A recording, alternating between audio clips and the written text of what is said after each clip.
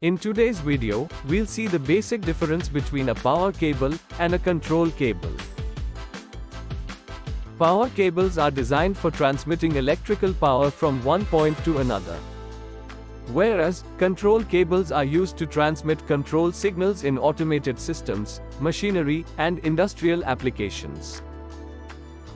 The types of power cables may be classified based on voltage levels such as low voltage power cables, medium voltage power cables, and high voltage power cables. Similarly, control cables can be classified as multi-core control cables or single-core control cables. How to identify control cable and power cable? Power cables and control cables may be identified by looking at their markings or labels, their insulation, and shielding. If you like our videos, then subscribe and press the bell icon. A good job is a dream of every graduates.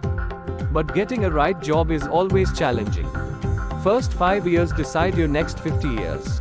Core industry jobs are the best for engineers. Join Job Gym, our skill training program, and make your industry job dream come true. Download our app Ontogenesis now. Ontogenesis, bridging the industry and academia since 2013.